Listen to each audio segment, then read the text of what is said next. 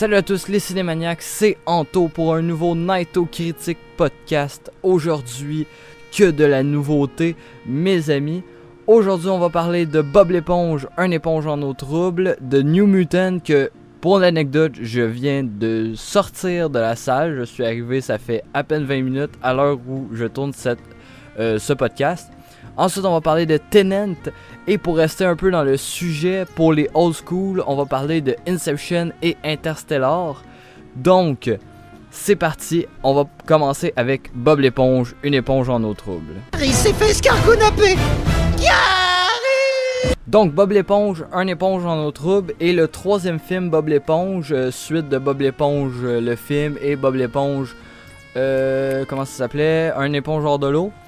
Et l'histoire raconte Bob qui cherche Gary après que ça ait fait kidnapper. On se doute par qui et au final il partira à l'aventure avec son cher ami Patrick pour aller retrouver son meilleur ami Gary. Donc qu'est-ce que j'ai pensé du film? Eh bien le film était bon. Mais certes le scénario était un peu trop basique et un peu trop simple. J'ai trouvé le film... un peu, genre, je suis plus habitué à qu'est-ce que l'humour Bob l'éponge. Je suis plus vraiment habitué, ça fait longtemps que je suis plus la série. Il faudrait que je me remette à jour, mais Bob l'éponge, c'est plus trop mon style d'humour. Donc, revoir le film, c'était. Voir le film, c'était quand même assez bon, mais je sais pas, j'ai pas accroché à toutes les blagues. Je les ai trouvées très enfantines, mais en même temps, c'est l'humour de Bob l'éponge. Et quelques petits points que j'ai beaucoup aimé dans le film, surtout le caméo de Keanu Reeves, qui est même pas un caméo, c'est vraiment un rôle à part entière. Tu sais, dans la bande-annonce, on pensait que ça allait être un petit caméo, mais non, c'est vraiment un rôle à part entière. Sauf que par contre, niveau caméo, on a un caméo de Danny Trejo et de Snoop Dogg, que je l'avais vu Snoop Dogg dans les bandes-annonces, mais j'avais totalement oublié qu'il était dans le film, et ça m'a fait une grosse surprise quand je l'ai vu. Et le film, en soi, est très bon, mais c'est ça, niveau scénario, ça reste un peu bancal puis assez simple. Mais le plus gros bon point du film, c'est l'animation. L'animation est quand même assez époustouflante. Bon, c'est pas la même animation que les dessins animés Bob l'éponge. Et pour de vrai, ça fait plaisir quand même. Tu sais, ça reprend un peu le côté d'animation qu'il y avait à la fin, dans les 20 dernières minutes de Bob l'éponge, une éponge hors de l'eau. Ça reprend un peu les 20 dernières minutes. Et ça en fait un film d'animation de 1h40. Puis au final, l'animation est super bien, super belle. Ça, j'ai rien à dire là-dessus. Mais sinon, à part ça, niveau scénario, ça reste vraiment basic. C'est vraiment une quête de Bob qui cherche Gary. Gary qui s'est fait enlever par vous savez qui. Et vice versa. C'est très très simple. Donc Bob l'éponge. J'ai pas beaucoup de choses à dire sur le film, mais le film reste quand même une agréable surprise que je m'amuserais peut-être à revoir dans mes temps libres. Donc maintenant, on va passer à The New Mutant. Quelle est la dernière chose dont tu te souviens, Danny? Il nous a dit de fuir. Donc, The New Mutant, sorti le 28 août au Canada. Donc, oui, je sors de la séance, ça fait à peine une vingtaine de minutes.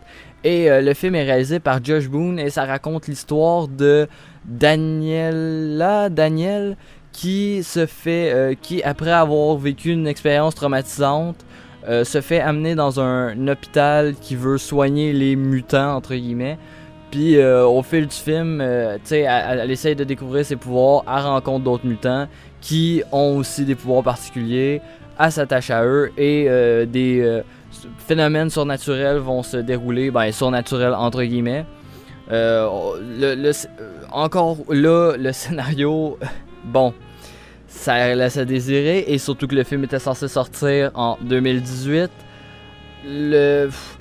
Sincèrement, le film, je l'ai pas encore totalement digéré, mais sincèrement, le film, je l'ai trouvé plutôt simple, meilleur que Dark Phoenix, vraiment meilleur, mais ça n'empêche que le film est vraiment simple dans son scénario. T'sais. Après ça, on va parler de Tenet, qui est pas pantoute la même chose, mais New Mutant, si vous voulez voir un film de super-héros, parce que ça fait longtemps qu'il n'y a pas eu de film du MCU puis, ou un film X-Men entre guillemets, si vous voulez voir un film de super-héros, quand même un bon choix. Ne vous fiez pas aux bandes annonces, le film n'est pas un film d'horreur, ça ne fait zéro fuck all peur. Il y a certaines scènes qui veulent faire peur, mais qu'au final ça rend ça rend pas bien. En vrai, ça rend pas super bien. L'autre petit défaut, c'est que certains effets spéciaux paraissent un peu brouillons, puis ça rend le film un peu bordélique à certains moments. Et ça reprend beaucoup de points de plein de films qu'on a déjà vus. Je prends l'exemple de ça, ceux qui ont vu le film, vous allez comprendre. Il y a un truc qui fait rappeler beaucoup le film It ou ça. Donc ça reste un petit point, un petit défaut. Mais sinon à part ça, le film est quand même bien fait, le film est quand même intéressant, le film est quand même bon. Donc, je vous conseille New Mutant. Il vaut la peine d'être vu, surtout après le nombre d'attentes qu'on a eu. Bon, vous allez peut-être être déçus. Moi, personnellement, je suis sorti de la séance et j'étais comme, ok, d'accord, on a attendu depuis 2018 pour ça. Si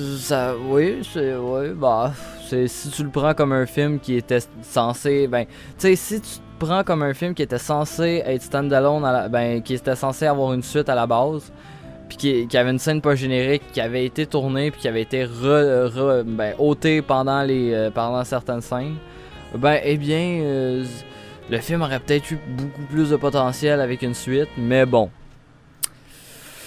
Maintenant on va avoir Disney, hein, c'est Disney maintenant qui a les mutants, fait que on verra.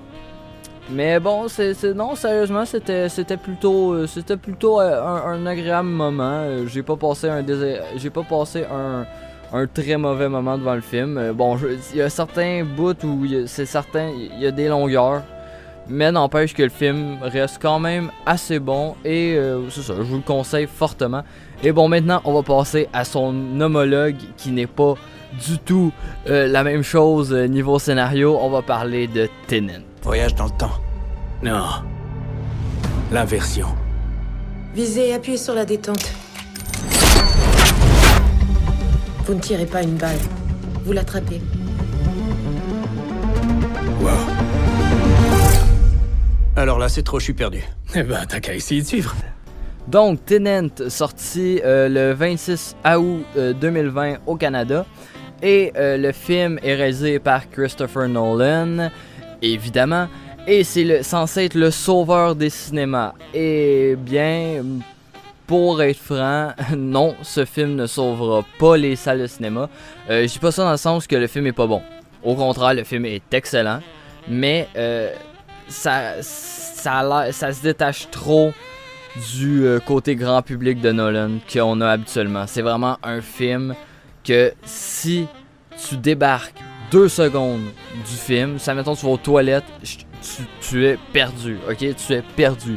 Mais n'empêche que le film est pas tant compliqué que ça à comprendre en vrai.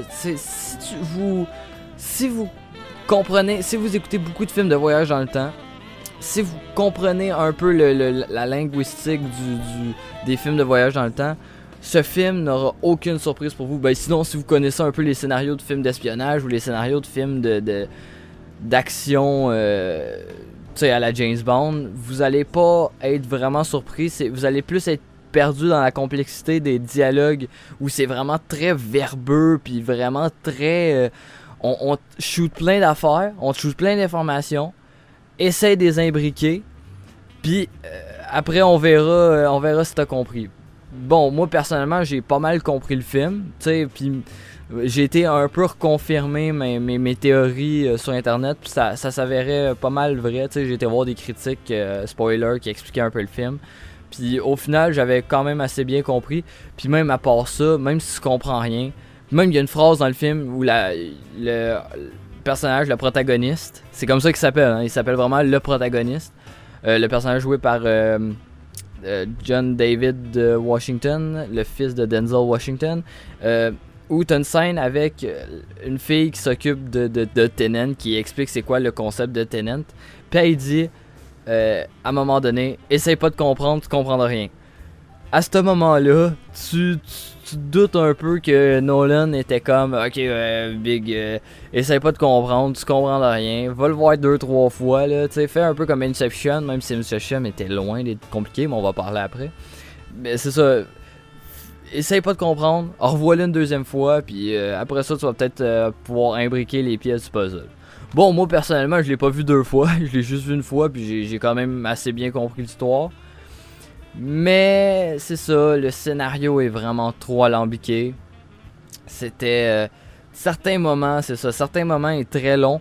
Nolan, dans ce film-là, sait gérer l'action, et ça, c'est un plus, parce que dans certains des films de Nolan, c'est souvent, l'action est souvent illisible. Là, dans celle-là, l'action est quand même assez lisible, même s'il y a certaines scènes où, quand c'était en retour en arrière, je comprenais pas trop. Mais n'empêche que c'était très bien fait. Nolan sait gérer ses plans, ses scènes. La mise en scène est superbe. Petit bémol sur les acteurs. Rien à redire sur Robert Pattinson. Je pense que c'est celui qui traîne le film sur son dos, ok? Parce que sincèrement, Robert Pattinson, c'est un bijou dans ce film. Je pense que c'est celui qui démontre le plus d'excentricité dans ses dialogues pis tout. Par rapport au personnage, au protagoniste, qui joue un genre de James Bond à like, sans réelle personnalité, mais bon, ça s'explique un peu avec un twist à la fin. Je vais accepter, mais le personnage principal est très tu sais, c'est pas lui que je m'attachais pendant le film, c'était pas mal plus sur le personnage de Robert Pattinson, qui était vraiment un personnage plus charismatique, plus, tu sais, il y avait tout le temps un petit coup d'avance, sans spoiler, mais sérieusement, Robert Pattinson, c'est vraiment pour vrai, c'est le film, parce que j'ai pas vu les autres films que Robert Pattinson a fait récemment, tu sais, Good Time, Lighthouse, je les ai pas vus, mais ce film-là m'a confirmé que oui, Robert Pattinson va jouer un excellent Batman. J'en parlais dans la dernière vidéo, mais oui, Robert Pattinson va jouer un excellent Batman et j'ai confiance en Pattinson. Mis à part ça, ben c'est ça, Nolan sait gérer ses scènes, ses visuels, c'est tout. Même le côté en marche arrière, c'était super bien géré. Rien à redire là-dessus. Et pour ma part, Tenet, j'ai trouvé le film très bon. Je le reverrai dans le confort de mon salon, même si il dit que le film se veut être un film à écouter en salle. Je l'écouterai dans le confort de mon salon, sur ma télé 4K et en HDR pour avoir le maximum en Dolby Vision en fait, pour avoir le maximum de qualité sur le film. Mais c'est ça, Tenet, j'accepte de le revoir. De toute façon, les films de Nolan, je finis tout le temps par toutes les revoir. Il y a juste Dunkirk que j'ai pas réécouté. Mais sérieusement, je vous conseille Tenet. C'est pas le film qui va sauver les salles, mais n'empêche que ça reste un très bon film, très intéressant. Ah oui, puis petit point avant de passer à la partie old school. Il y a un personnage qui est joué par celui qui jouait Kick-Ass puis Quicksilver. Ce personnage-là aussi, je l'ai bien apprécié. En même temps, il est allié avec Robert Pattinson. C'est un peu son escouade team. C'est son leader de son escouade team. Puis j'aime vraiment le personnage. Puis je trouve vraiment ça nice de voir que l'acteur a pas tombé dans les limbes et ne fait de films sérieux. C'est un très bon acteur et il mérite plus que faire des films. J'ai rien à redire sur Kick-Ass, c'était un très bon acteur dans Kick-Ass, mais pour Quicksilver, ben c'est vraiment, il y a eu une apparition, puis après ça, on l'a plus jamais revu. Fait que j'avoue qu'il mérite mieux que des films genre Avengers. Bon, ben c'est tout pour Tenet, on va passer à la partie old school et avec Inception. Il faut que vous sachiez une chose. Je suis spécialiste d'un genre de sécurité très particulier. La sécurité du subconscient. Donc, Inception, encore réalisé par Nolan. Bon, cette vidéo-là est un peu sous le signe de Nolan. Et le film est sorti le 16 juillet 2010 au Canada. Désolé. Et ça raconte l'histoire de Dom Cobb. Un voleur expérimenté dans l'art périlleux de l'extraction, sa spécialité consiste à s'approprier les secrets les plus précieux d'un individu enfoui au plus profond de son subconscient, donc ses rêves. J'ai revu aussi Inception très récemment parce qu'ils ont ressorti le film pour les 10 ans, parce que ça fait 10 ans qu'Inception est sorti. Et ils ont ressorti le film au cinéma pour les 10 ans. J'ai été revoir le film au cinéma et le film reste toujours une putain de claque. J'aime la réalisation de Nolan. Sa réalisation a toujours un petit quelque chose que je retrouve pas chez certains réalisateurs de blockbuster. C'est vraiment, c'est ça qui fait que Nolan est un grand réalisateur aujourd'hui, c'est que il y a une certaine manière de réaliser ses films, même si c'est des films ultra centrés dans le réel, il réussit à rajouter des touches fantastiques, mais qui pourraient tellement exister en vrai. Sa machine à voyager dans les rêves, il n'y a aucune explication. Il n'y a pas il y a aucune explication, mais ta suspension d'incrédulité est genre ultra ouais, c'est une boîte qui fait voyager dans les rêves. On t'explique pas comment c'est chier, mais c'est ça le film, accepte-le, sinon tu vas être sorti du film tout le long. Et le film est beaucoup, on voit vraiment que Nolan, quand il écrit avec son frère un film, c'est beaucoup plus linéaire et c'est beaucoup plus facile à comprendre que quand c'est Nolan tout seul qui écrit. Quand c'est Nolan tout seul qui écrit, ça donne Tenet. Tenet, genre, va beaucoup diviser, vraiment. Tenet va beaucoup diviser. Puis Inception, c'est genre le film qui a divisé, mais par un faux côté complexe, parce que les gens se sont trop attardés sur le fait des rêves dans des rêves. Puis au final, genre, il y a eu la finale avec la théorie comme quoi, est-ce que c'est vraiment dans un rêve? Moi personnellement je dis que non, là, c'est pas la fin, est pas tu sais, je vais spoiler parce que ça fait quand même 10 ans que le film est sorti, là, tout le monde l'a vu, là, tout le monde connaît la fin, mais quand il fait tourner la toupie, je suis sûr et certain que c'est plus un rêve, parce que la toupie, on voit qu'elle compte un peu vers la gauche ou la droite, je me souviens plus, fait que tu vois que la toupie s'en va pour s'arrêter. Puis Nolan coupe juste au bon moment pour te laisser le doute, mais clairement le gars il est plus dans ses rêves, là, c'est quand même assez évident, là. Faut vraiment pousser loin pour se dire que c'est que Cobbs il est rendu il est encore dans ses rêves, puis il rêve de ses enfants, puis c'est vraiment poussé loin, là, mais n'empêche que Nolan a toujours une réalisation particulière, puis surtout Inception. Pour moi, Inception, ça a été mon premier vrai Nolan, sans entre guillemets compter les Dark Knight. Je compte pas les Dark Knight parce que les Dark Knight c'est une adaptation. Oui, c'est du Nolan. Oui, c'est du Nolan dans l'ombre. C'est vraiment. Mais ça reste que c'est Batman. C'est pas un scénario original de Nolan. Ça reste que c'est Batman. Donc, Inception, ça a été mon premier vrai film de Nolan qui m'a fait découvrir son univers, qui m'a fait découvrir qu'est-ce que sa réalisation. Et sincèrement, Inception, c'est pas mon Nolan préféré. Mon Nolan préféré reste The Dark Knight, même si je dis que c'est pas vraiment du Nolan, mais bon, ça reste The Dark Knight, mais Inception reste quand même assez haut dans mon top. Et pour son côté fluide, sa rapidité des dialogues, son enchaînement des scènes, bon, n'empêche que bon, c'est la partie où Nolan ne sait pas filmer l'action, mais n'empêche que ça reste un très bon thriller d'action, de braquage dans des rêves, et comme seul Nolan peut nous le donner. Donc maintenant on va passer à la partie un peu plus SF de Nolan avec Interstellar. Papa, pourquoi vous m'avez donné un nom qui porte malheur? Qu'est-ce que tu racontes? La loi de Murphy. La loi de Murphy, ça veut pas dire qu'un malheur va arriver. Mais que tout ce qui peut arriver, va arriver. Donc, Interstellar, sorti le 7 novembre 2014. Lui aussi, je l'ai revu au cinéma quand les salles ont réouvert. Je l'avais jamais vu. Je l'avais pas vu au cinéma à l'époque parce que j'avais pas encore tu sais, j'étais pas encore aussi fan que je suis aujourd'hui de Nolan. Tu sais, c'était le genre de film que tout le monde parlait comme le Messie, mais que moi, j'étais comme...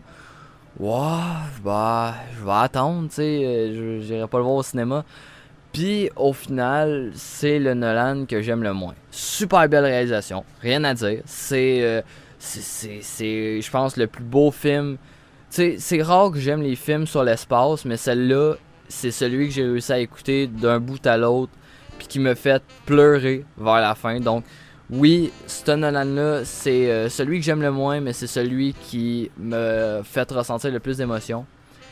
Puis non, mais n'empêche que Nolan sait tourner ses scènes, ses plans, je le répète depuis la partie sur Tenet. Nolan sait gérer ses plans. Et là, son scénario reste linéaire et reste moins complexe que Tenet. Sérieusement, tu sais, il y a le concept de si tu passes 5 minutes dans cette planète-là, c'est 7 ans, ou non, c'est 1 heure sur la planète qu'ils vont visiter, c'est 7 ans ou 2 ou 3 ans sur Terre. Donc ça crée un peu de stress, tu sais, ça crée qu'est-ce qui va se passer, qu'est-ce qui peut arriver. Donc ça, Nolan sait le gérer. Bon, j'ai trouvé le film un peu beaucoup long.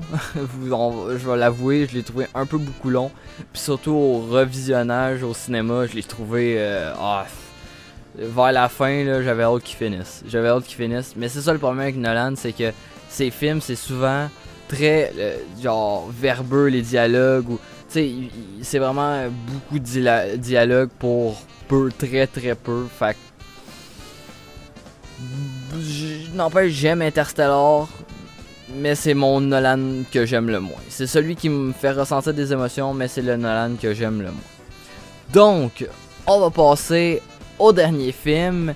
Un film d'animation, et non, ce n'est plus, on n'est plus dans la partie Nolan, mais on va parler de Tempête de boulettes géantes, sorti le 18 septembre 2009. Et oui, ça fait un sacré bail.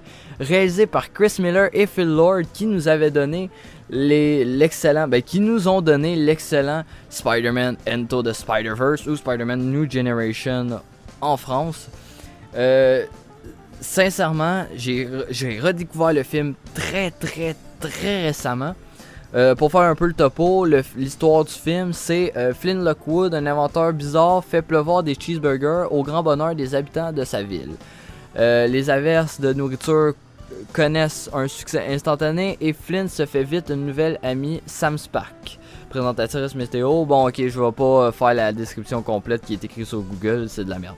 Bon, c'est ça, il fait tomber des hamburgers avec sa machine, pas que des hamburgers, de la bouffe, n'importe quoi. Et ça va dégénérer, puis au final, tu sais, ça va créer la merde.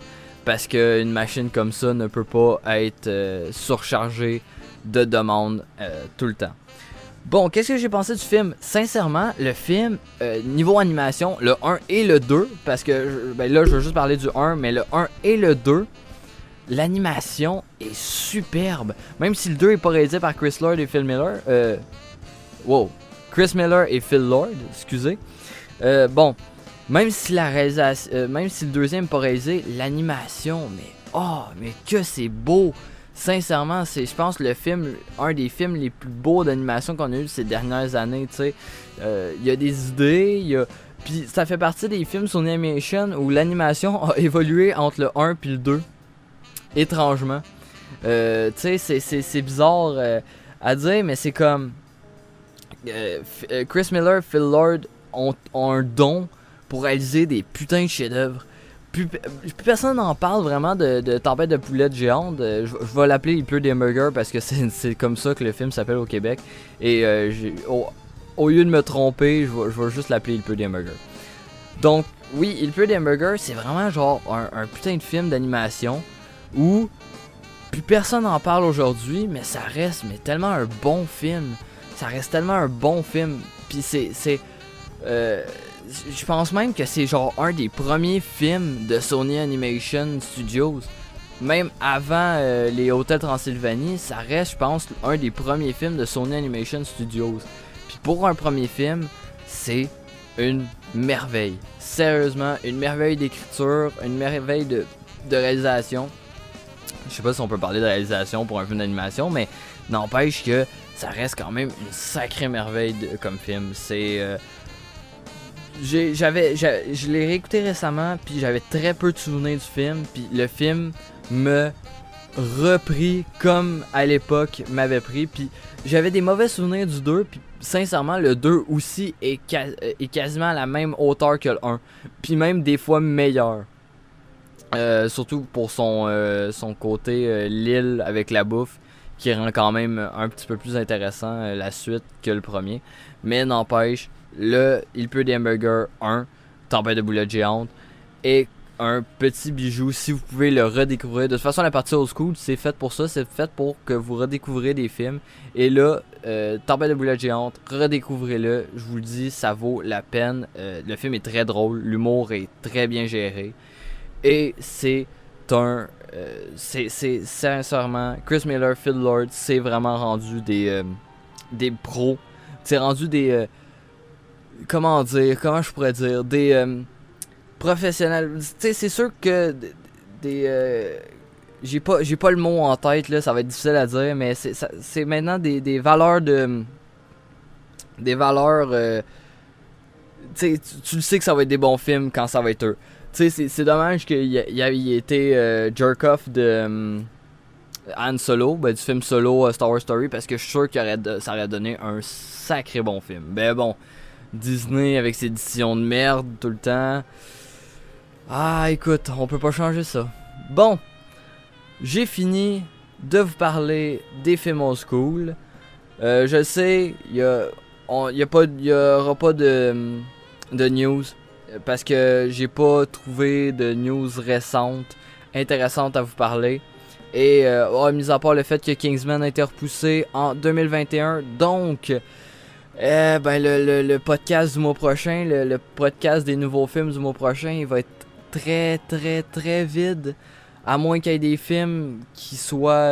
à moins qu'il y ait des films que j'ai pas vus sur la liste qui sortent prochainement.